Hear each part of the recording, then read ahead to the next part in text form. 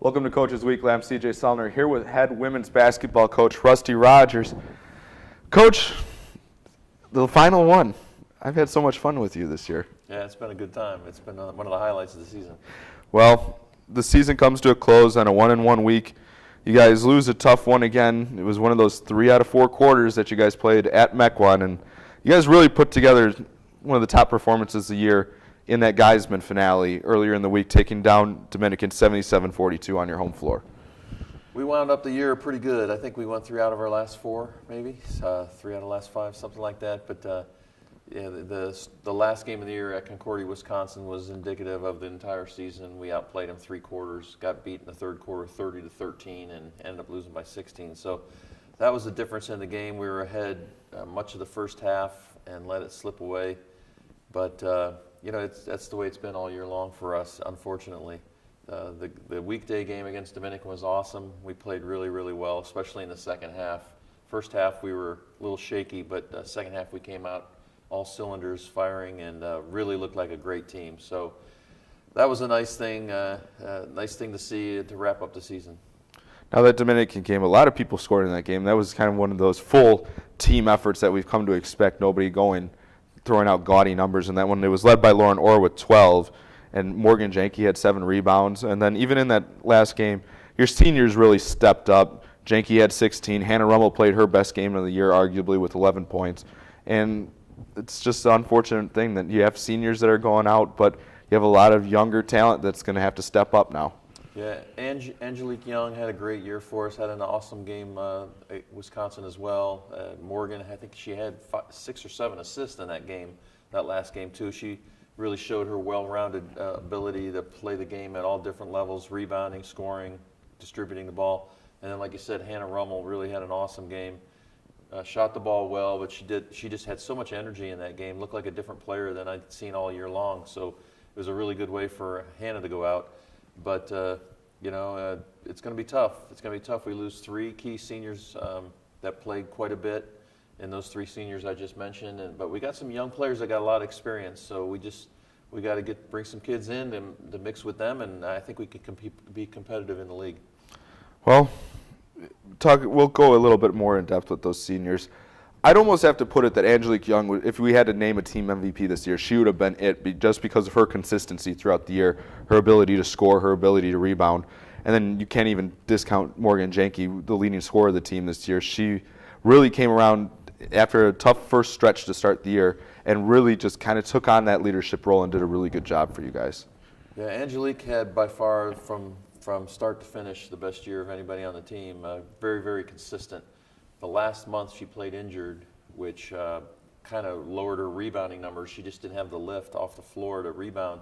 So her rebounding numbers went down, but her scoring was pretty steady. And her efficiency from the floor, shooting the ball, just maintained all throughout the year. She had a great year.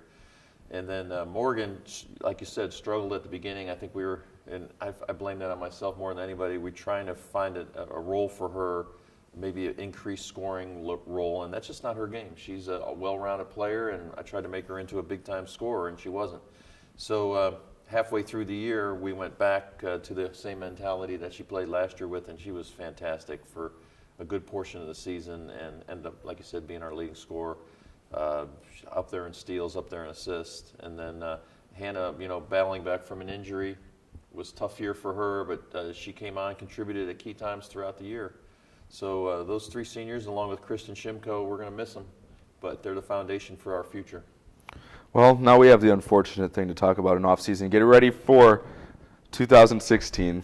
I know we're not happy to talk about this already. We hoped it was in a couple weeks yet. But looking forward now, you're going to have new recruits coming in. We've talked a lot about changes that you're going to bring in. And talk about your returners. And you have a great group of girls coming back, a lot of shooting depth from deep.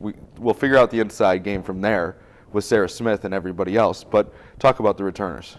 Well, Sarah Smith's going to be the key inside, without a doubt. The freshman started quite a few games for us this year. I expect her to be even better next year. That's going to be a component of our offense that's going to be different than what we have right now. I think she can really develop into a great player. And then Cassie Panfill, who was injured all year long as a freshman, will get her red shirt, medical red shirt. She had a couple of concussions and played in a couple games, and she's got a good future as well. She's about 5'10", 5'11". And then with the returners, Miranda Rogers, Lauren Orr especially, they're going to be 4-year players for us. And I'm really excited about them stepping to the next level. Both of them had good years this year. Lauren really came out and just had a fantastic year for most of the year. So that's going to be good. And then we've got 8 kids already committed to come in, and hopefully they can find their place in it, and we'll go from there. But I really believe we can be competitive in the league. Well, one person we also have to talk about that had a record-setting year again, Courtney Lofink, setting the record for steals and assists for the school again this year. And next year, if she keeps this pace up, she's going to set career marks already in her time here at Concordia. It's almost easy to lose her in the whole situation and everything because of her numbers are so consistent throughout. And it's hard. How do you miss that Courtney Lofink smile? Is beyond me when we don't talk about her sometimes. She's the Cougar Athlete of the Week this week, by the way. I don't know if you knew that. And it's well-deserved because she's had an outstanding year. She's been the catalyst running the point. She leads in assists. She gets everybody involved, and she always makes everybody smile. She is definitely the heartbeat of our program, no question about it. When she is out there on the floor, we're a totally different team than when she's not on the floor. She had some foul trouble issues in several games this year. If we can just get that one thing behind us and get her out on the floor for more playing time, she's unbelievable. I truly consider her one of the top 5 point guards in the entire country. She's that good. She makes everybody better on our team, offensively and defensively. She is definitely the foundation for these next 2 years. Hopefully she'll be an All-American. She deserves to be. And, you can't say enough about her. We just got to keep her on the floor for more minutes. I think she only averaged maybe 21, 22 minutes per game this year. And that was primarily because of foul trouble. So we got to keep her out on the floor. She makes us a great team. Now, there were a lot of highlights throughout this year. Obviously, the record isn't what we want for a highlight. But, we have the highlights of trivia night between you, me, and Paul in L.A. We have the Lauren Orr buzzer beater. We have CIT in general. Those are just some of the ones that stand out to me. Is there one highlight that stands out to you this year? Well, that buzzer beater by Lauren Orr was really, really cool because everything that led up to it was frustration and, we should have, could have done this and that. And to win that game the way we did was really satisfying. That was got to be my highlight of the year. The trip to California was awesome.